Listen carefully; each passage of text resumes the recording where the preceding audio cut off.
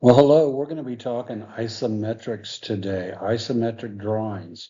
This is critical for you to pass the Florida State Plumbing Contractor's Exam. My name is Jack Sheffield. I call myself Jack the Exam Guy. My website is jacktheexamguy.com, and my phone number is 904-755-4111. If you want to do some drawings and email them to me, I will grade them and I will give you some feedback on what you need to do.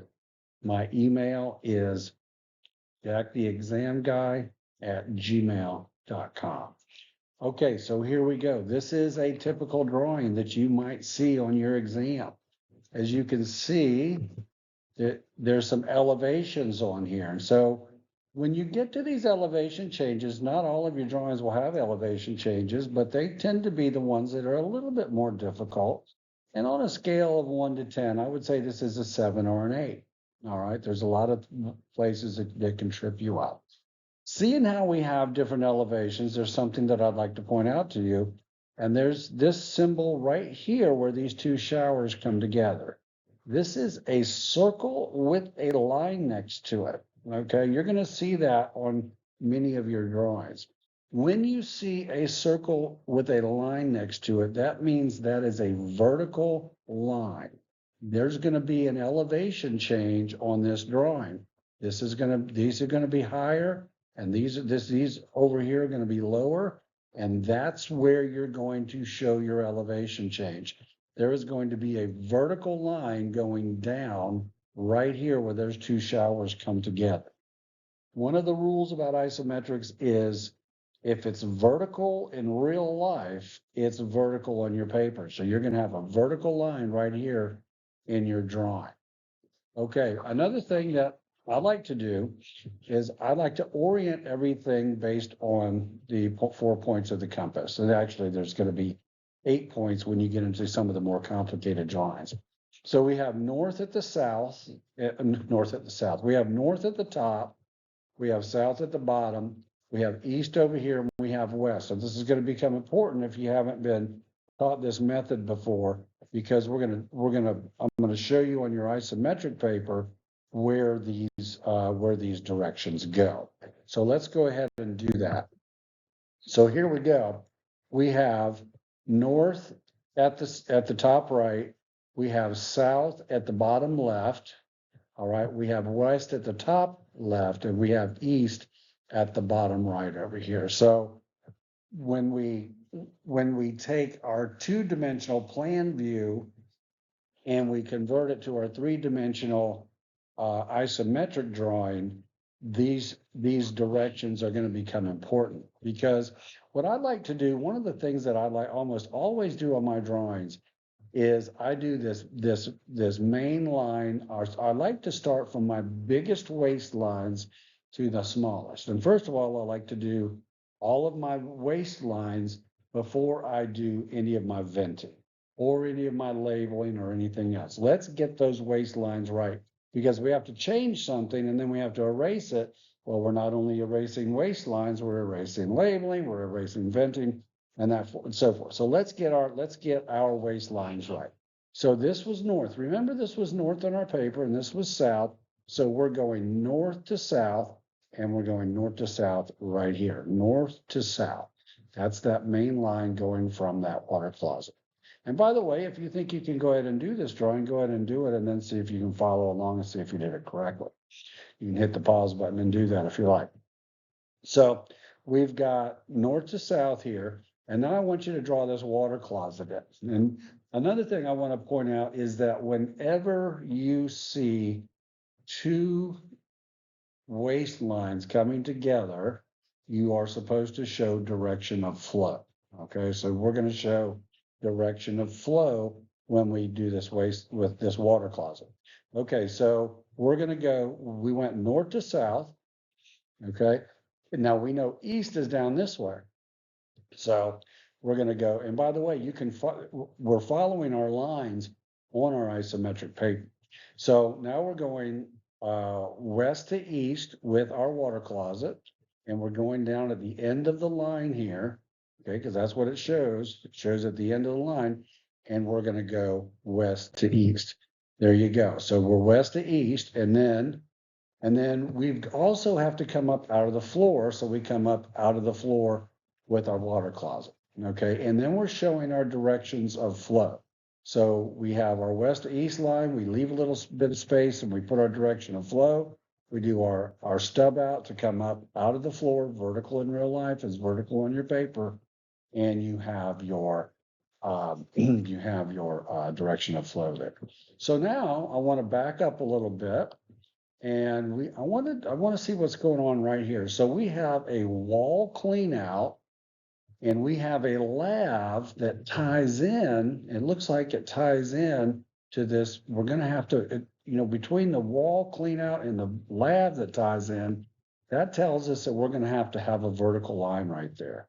Okay, so let's go ahead and put that vertical line in here somewhere. Now, what I want to talk about for a minute also is spatial orientation.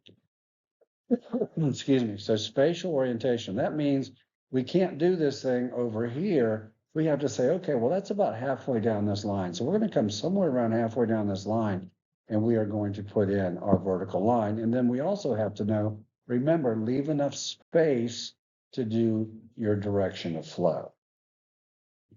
So there we go. We put our vertical line in, and then we do our direction of flow. Okay. And so now we've gone vertical.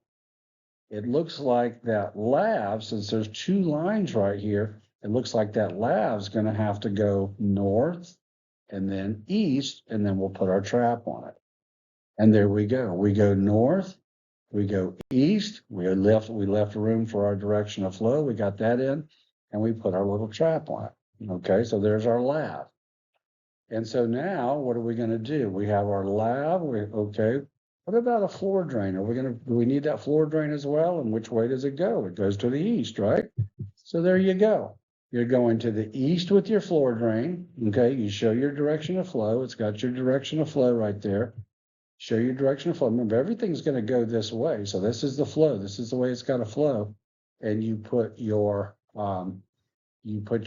trap in. Now we're going to have to stub out because it's got to come up out of the floor at some point. So let's make sure we don't forget that. Now, here's the line we're putting in now. Now we know our showers are elevated, but the elevation happens here at the end of this line. This line here is going to be at the same elevation as everything else. So I bring it in, and I kind of piggyback on that direction of flow right there. If you want to show a different direction of flow, I think that would be fine. But I went ahead and just decided to piggyback on that direction of flow right there. So I've got my line here going from starting here, and I'm going from east to west, right? And now what I got to do? I've got to go vertical right there, right? Very good. So I go vertical, and then I do my direction of flow. I go vertical, and now I'm just going to have to go north and south for the two showers. Of course, they're going to get traps, and then they're going to go, and they're going to need to go. They're going to need a little stub out on the end of the trap. Okay, and then we also are going to have to start some venting pretty quick. Now, as we do the venting, I want to go ahead and start somewhere right there in between the showers, and we're going to have to go vertical. But first of all, we got our traps on there on the showers, and then we threw in that wall. We don't want to forget that wall clean out. That wall clean out goes to the east, so we went to the east with our wall clean out, and we threw in our little direction of flow, and then we put our little cap on. All right, very good. And now we did a couple things. We kind of put a little cap on here. We made sure that we had our little stub out here, and we went ahead and came up with our venting, because this is where we're going venting to the roof. And all venting really has to go vertical at first, right? So we go vertical, and we're going to go ahead and send that thing to the roof, because we know we've got to tie in there when we come back this way. All right, so we still got to put these little stub outs on our showers, but I think we'll get to that at some point. So we've got our vertical. Now we've got a line here. Now notice that this vent line is parallel to this waistline. So it's gonna, your vent line is gonna go in this manner right here, and then it's gonna have to tie in to right here, because that's where it ties in. So you see, you're gonna have to go vertical, and then you're gonna have to go east and west parallel to that line right there. And that's what we're doing here. We go vertical and we come over and we tie in, and that's how we get to the roof. Okay. Now, let's look at this other vent line that we have to put in. This gets a little trickier because we know we're starting somewhere right here around that floor drain, and it's going to go vertical, and then it's going to go west, and then it's going to go south. So it's got to go vertical, and then it's got to go west, and then it's got to go south. Note where it ties in. It ties into this line. It doesn't tie into this corner right here. It doesn't tie into the vertical. It ties in over in this area right here. So you got to go up high enough and over far enough, and then back south right here. You got to go south to tie in. So here we go. We go vertical, and then we go west. That's this one right here. And then we go south. Hey, how about that? Okay, I like that.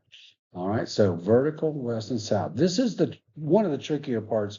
There's two tricky parts about this drawing. It's this venting right here, this revent they call it. And I'm going to show you that we label that as well. The revent, this is almost, very few people get this right the first time, this revent. And then the other one is the elevation. Where are we going to show the elevation change? We have to show the elevation change where the circle with the line next to it is. And so we go right there.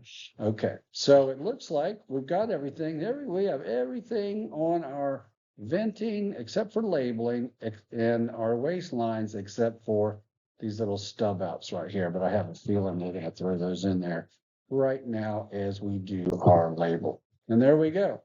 We revent. Remember, that's what I was saying a minute ago. We want to revent right here. Okay. We want to vent to the roof here.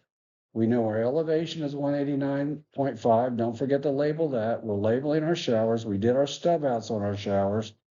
We labeled our wall clean out, our lab. We're going to the building drain. We have our elevation 186.5 down here. We have our floor drain and our water closet, and boom, that's it. It's a good looking drawing. I think you would get lots of your points. You would get maybe full credit on this one. And by the way, if you're interested in more isometrics or some other, more basic rules about doing isometrics, feel free to contact me. My name is Jack Sheffield. My phone number is 904-755-4111. I'll have a complete isometrics course, which takes you from the very basics all the way to the more complicated ones, the multi-stories that you're going to see on the exam possibly.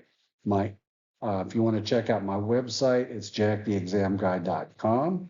I also offer courses in many of the other contractor license categories.